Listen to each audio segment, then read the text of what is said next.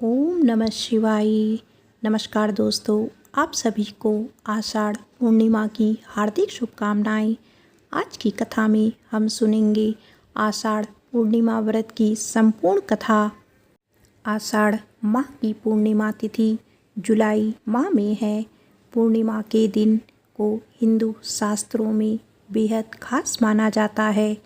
इस दिन स्नान दान के साथ ही धार्मिक और आध्यात्मिक कार्य करना अत्यंत लाभदायक होता है। पूर्णिमा के दिन व्रत रखने से भी शुभ फलों की प्राप्ति भक्तों को होती है। आषाढ़ पूर्णिमा को गुरु पूर्णिमा या व्यास पूर्णिमा के नाम से भी जाना जाता है, क्योंकि इसी दिन गुरु वेद व्यास जी का जन्म हुआ था। आइए अब जानते हैं कि साल 2025 में आषाढ़ पूर्णिमा की सही तारीख क्या है और इस दिन कब आपको स्नान दान आदि कार्य करने चाहिए। पंचांग के अनुसार आषाढ़ माह की चतुर्थी तिथि का समापन 9 जुलाई की रात्रि 1:39 पर होगा और पूर्णिमा तिथि का आरंभ हो जाएगा 10 तारीख को। उदया तिथि में पूर्णिमा होगी, इसीलिए आषाढ़ पूर्णिमा का व्रत इसी दिन रखा जाना शुभ माना जाएगा। वहीं पूर्णिमा तिथि का समापन 10 जुलाई को देर रात 2:08 पर होगा। आषाढ़ पूर्णिमा के दिन सुबह 5 बजे से लेकर 9 बजे तक स्नान दान और धार्मिक क्रियाकलापों के लिए समय शुभ है। आइए अब जानते हैं आषाढ़ पूर्णिमा पर क्या करें। पूर्णिमा तिथि के दिन चंद्रमा पूर्ण रूप में होते हैं, इसीलिए धार्मिक कार्य तो इस दिन किए ही जाते हैं। साथ ही योग ध्यान और आध्यात्मिक अनुष्ठान करने से भी इस दिन लाभ होता है। यह दिन जप तप स्नान दान के लिए भी अत्यंत लाभदायक माना गया है। इसके साथ ही आषाढ़ पूर्णिमा के दिन गुरु की पूजा करने से भी लाभ होता है। आप यथासंभव इस दिन धन का दान कर सकते हैं या ज़रूरतमंदों को भोजन वस्त्र आदि दे सकते हैं। ये सभी कार्य आषाढ़ पूर्णिमा के दिन करने से देवी देवताओं के साथ ही पितरों का आशीर्वाद भी आपको प्राप्त होता है। आइए अब जानते हैं आषाढ़ पूर्णिमा खास क्यों है। आषाढ़ पूर्णिमा के दिन न केवल देवी देवताओं बल्कि गुरुओं की भी पूजा और सेवा भी की जाती है। 7 चिरंजीवियों में से एक वेद व्यास जी का जन्म उत्सव भी इसी दिन मनाया जाता है। गुरु शिष्य परंपरा में इस दिन शिष्य अपने गुरु की पूजा करता है और गुरु अपने शिष्य को आशीर्वाद देते हैं, इसीलिए आषाढ़ पूर्णिमा को बेहद खास माना जाता है। इस साल आषाढ़ पूर्णिमा के दिन भद्रा लगेगी, जिसका वास पाताल लोक में है।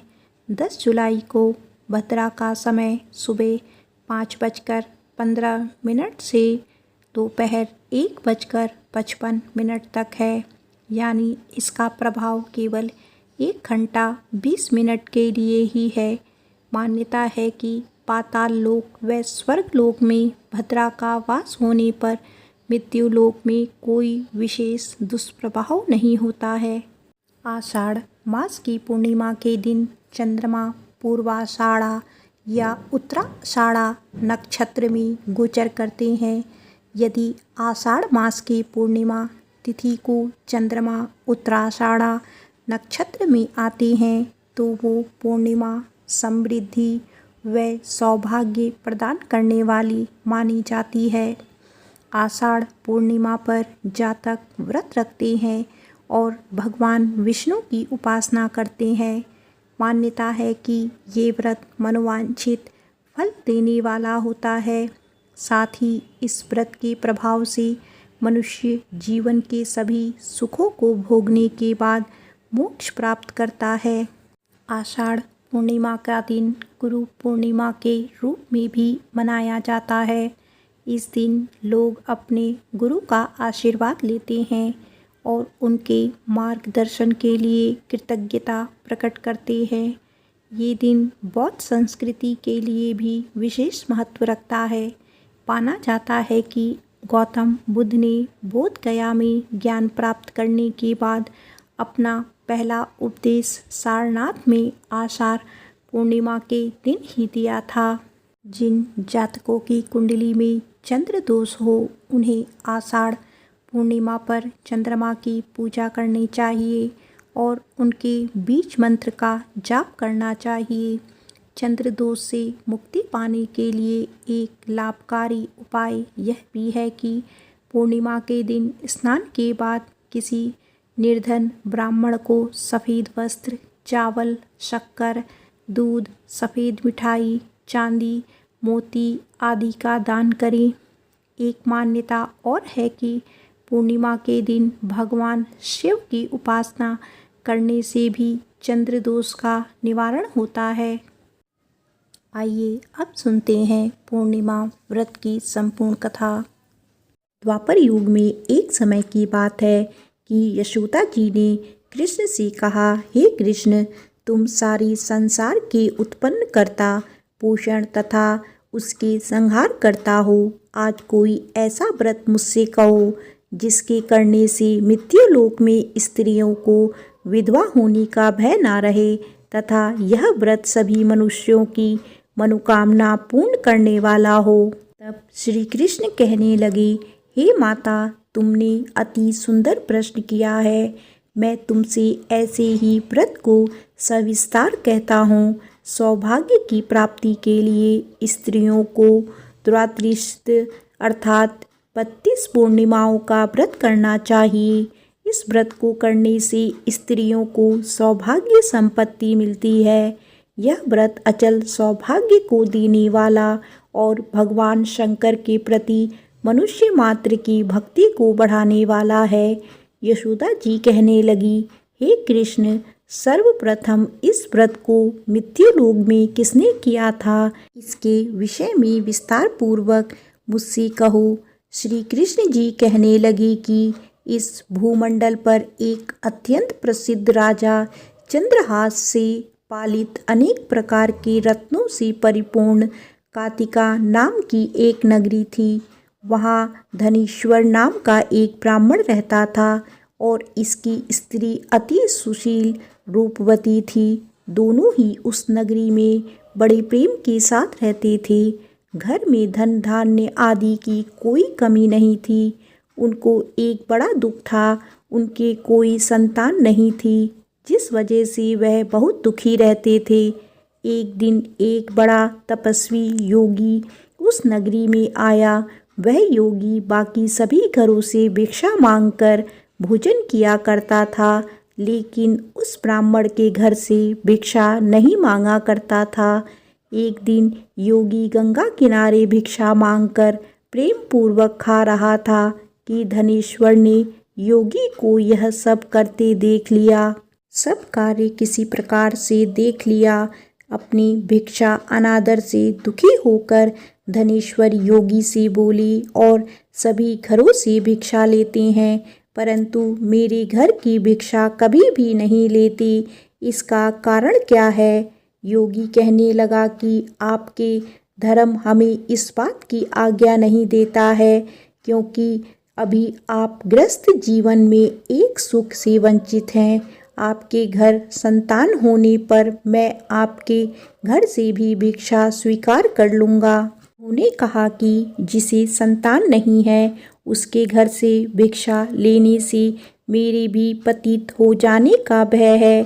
धनेश्वर यह सब बात सुनकर बहुत दुखी हुआ और हाथ जोड़कर योगी के पैरों पर गिर पड़ा तथा दुखी मन से कहने लगा कि आप मुझे संतान प्राप्ति के उपाय बताइए।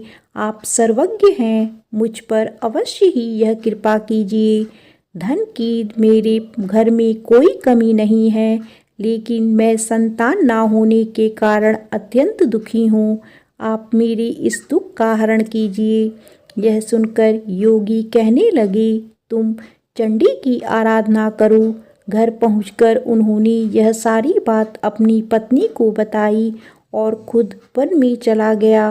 वन में पहुंचकर उसने चंडी की आराधना की और उपवास किया।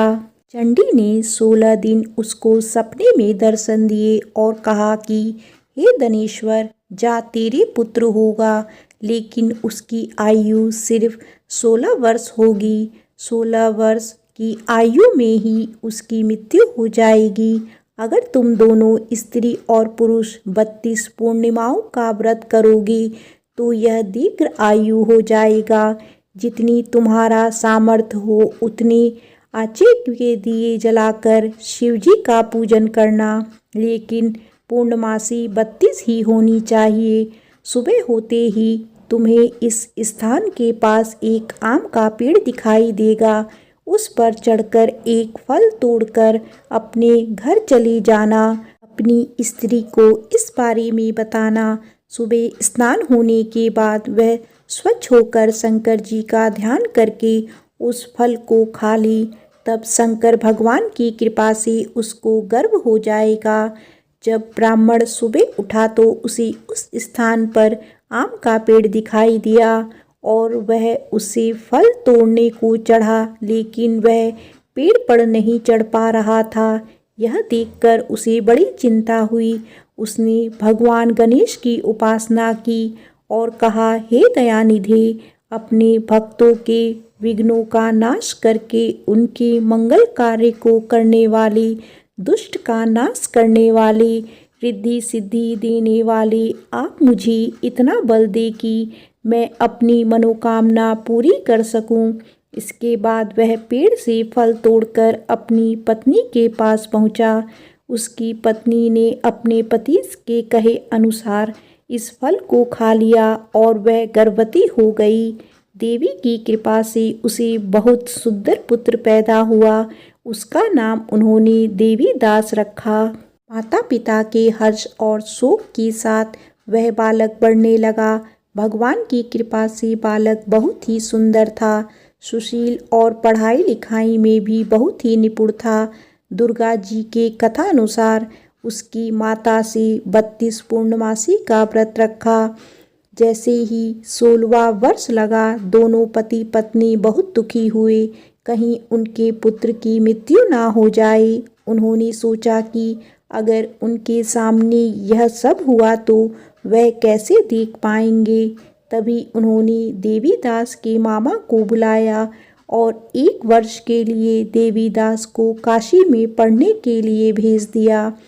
उन्होंने देवीदास के मामा से कहा, 1 वर्ष के बाद इसे वापस लेकर आ जाना। देवीदास अपने माता पिता के साथ एक घोड़े पर सवार होकर चल दिया। उसके मामा को भी यह बात पता नहीं था। दोनों पति पत्नी ने 32 पूर्णमासी का व्रत पूरा किया। दूसरी तरफ मामा और भांजा दोनों रात गुजारने के लिए रास्ते में एक गांव में रुके। उस दिन उस गांव में ब्राह्मण की कन्या का विवाह होने वाला था। जिस धर्मशाला में वर और बारात के बाकी लोग रुके हुए थे, उसी धर्मशाला में देवीदास और उसका मामा ठहर गया। उधर कन्या को तेल आदि चढ़ने के बाद जब लगन का समय आया तो वर की तबीयत खराब हो गई। वर के पिता ने अपने परिवार वालों से विचार विमर्श करके कहा कि यह देवीदास मेरे पुत्र जैसा ही है, मैं इसके साथ लगन करा दूंगा और बाद में बाकी सारे काम मेरे बेटे के साथ पूरे हो जाएंगे। ऐसा कहने के बाद वर के पिता देवीदास को मांगने के लिए उसके मामा के पास गए और उन्हें सारी बात बताई। मामा ने कहा कि कन्यादान में जो कुछ भी मिलेगा वो हमें दे दीजिएगा। वर के पिता ने बात स्वीकार कर ली। इसके बाद देवीदास का विवाह कन्या के साथ संपन्न हो गया। इसके बाद वह अपनी पत्नी के साथ भोजन ना कर सका और मन में विचार करने लगा कि ना जाने यह किसकी पत्नी होगी। यह सोचकर उसकी आंखों में आंसू आ गए। तब वधू ने पूछा कि क्या बात है, आप उदास क्यों हैं? तब उसने सारी बातें पत्नी को बता दी। तब कन्या कहने लगी, यह ब्रह्म विवाद के विपरीत है। आप ही मेरे पति हैं, मैं आपकी ही पत्नी रहूंगी, किसी अन्य की कभी नहीं। तब देवीदास ने कहा, ऐसा मत करिए, क्योंकि मेरी आयु बहुत कम है, मेरे बाद आपका क्या होगा? लेकिन उसकी पत्नी नहीं मानी और बोली, स्वामी आप भोजन कीजिए।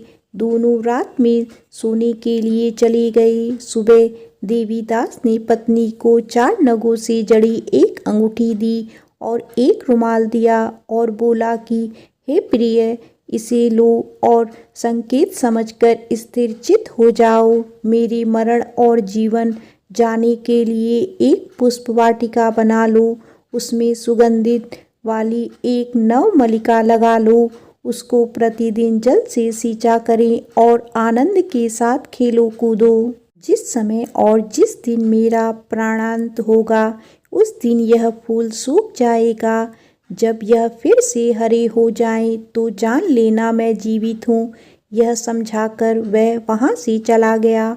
इसके बाद जब वह वर और बाकी बाराती मंडप में आए, तो कन्या ने उसे देखकर कहा कि ये मेरा पति नहीं है, मेरे पति वह हैं जिनके साथ रात में मेरा विवाह हुआ है।